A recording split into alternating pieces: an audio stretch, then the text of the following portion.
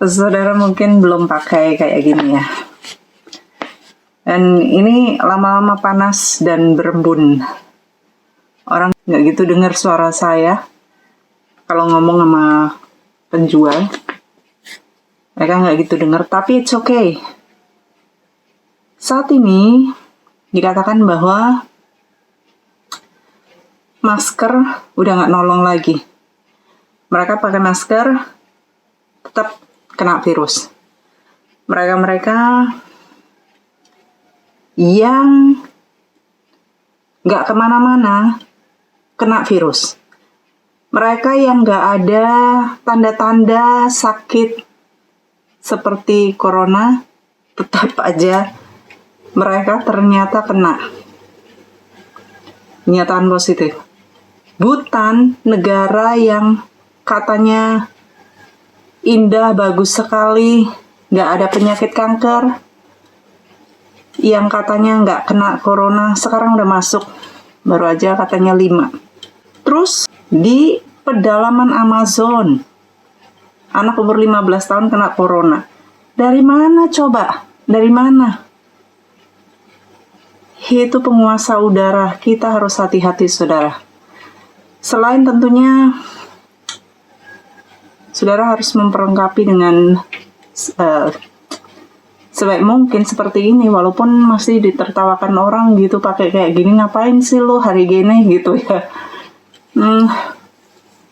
Tapi ini penting saudara, penting banget ya. Selain saudara jaga imun, saudara banyak doa, saudara memperlengkapi dengan kayak gini. Panas. Well, yeah, you still need to have this. Ini bisa dilepas, bisa dicuci habis itu. Ya, jadi ini pakai ini seperti ini, bisa dicuci. Well, ini untuk memperlengkapi saudara supaya saudara berpengetahuan bahwa ternyata cuman ini nggak mempan ya, apalagi baru aja di Jepang nih ada seperti ini nih penemuan nih. So how does this take place? NHK is conducting an experiment with a group of researchers.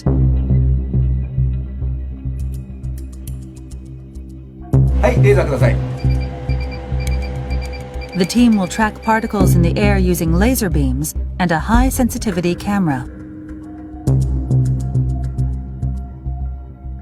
This technology allows us to detect droplets as small as 0.1 micrometers wide. The experiment starts. First, sneezing.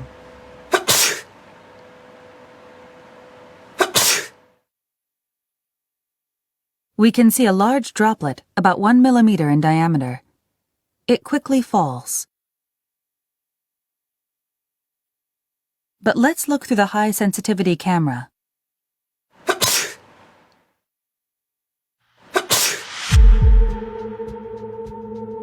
We can see small particles that seem to glitter floating through the air. These particles are all smaller than 10 micrometers, or 1/100th of a millimeter in diameter. Let's take a look from a different angle. They're small and light. You can see them drifting through the air. These are microdroplets.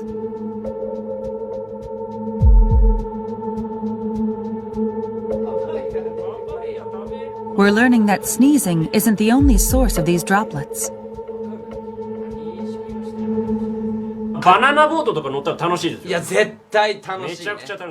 We ran the same experiment on a close-range conversation. People generate a lot of microdroplets when they talk loudly.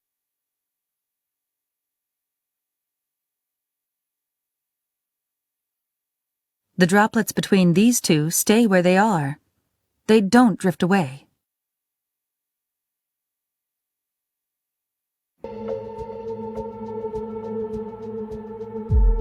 About 10 people in an enclosed space the size of a classroom. A person coughs once and spreads about 100,000 droplets.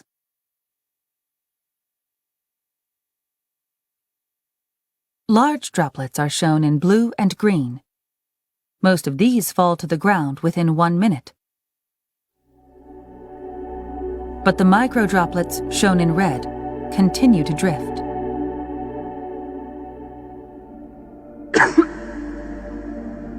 This simulation uses only microdroplets. 5 minutes later, 10 minutes later,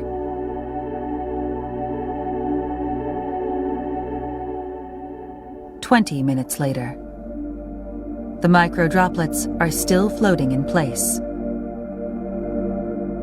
Dengan demikian, saya mau update kepada saudara bagaimana saudara memperlengkapi diri saudara saat saudara bepergian. Iya. Ini manusia dari planet mana ya? Ya. Ini sekarang gayanya gini, saudara. Zaman milenial corona, kalau ke tempat umum, ini lengkap. Sebentar masih pakai sarung tangan. Ya, beginilah gaya orang zaman now. Zaman now. Pergi beli beberapa barang, bahan-bahan yang bisa dikasih ke orang-orang yang kurang mampu. Dan besok udah puasa, mereka kita bisa bagi mereka kayak biasanya juga kami bikin hanya Uber dan para satpam. Kali ini lebih banyak orang yang nggak bisa kerja, nggak ada duit, cuma nganggur, duduk. Dan saya mendengar kejahatan udah di mana-mana. Saya baru aja dengar dari adik saya, katanya guru SMP kami yang dulu, salah satu dari guru SMP kami, kena dendam. Dendam itu, tahu nggak dendam apa?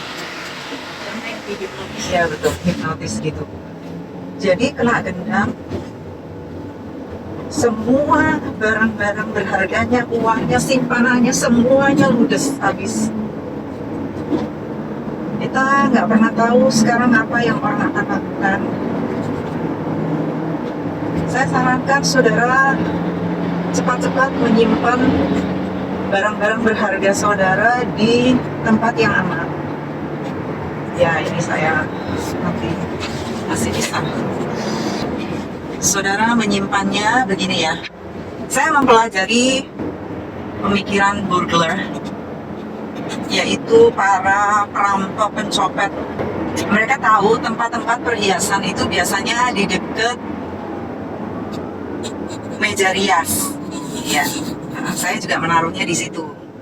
Nah, kita harus mulai waspada saat ini. Kita naruhnya jangan di yang biasa dekat dengan meja rias.